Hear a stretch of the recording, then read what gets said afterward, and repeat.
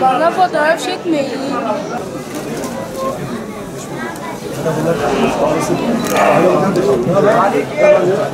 Nasılsın, iyi misin? İyi.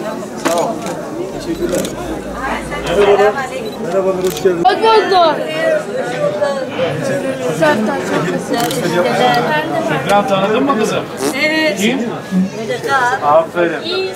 Sağ olun. Teşekkür ediyoruz, gurur duyuyoruz sizinle. Merhabalar. Alkışlayın hadi çocuklar. Sabah yiyor, öğle yiyor, ikindi yiyor, akşam yiyor, yatmadan önce uyuyor.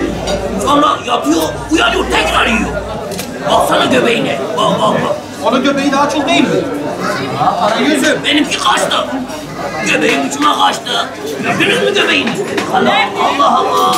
Hepiniz öncelikle hoş geldiniz. Bugün ilçemizin kamu kurum ve kuruluşlarıyla, sivil toplum kuruluşlarımızın temsilcileriyle, basınımızın güzide temsilcileriyle ve özellikle Nusaybin'deki engelli kardeşlerimizle bir araya gelmek, birlik beraberliğimizi güçlendirmek ve burada hep beraber aynı duyguları paylaşmak için onlarla bir sosyal etkinlikte bir araya geldik.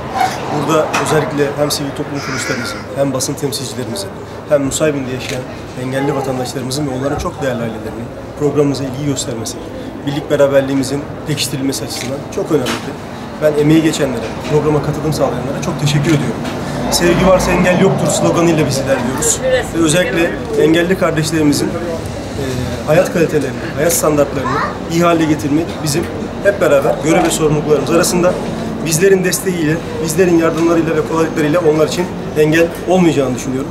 Bir kez daha katılımlarınızdan dolayı sizlere ve tüm Nusaybin'in hemşehrilerimize teşekkür ediyorum. Sağ olun.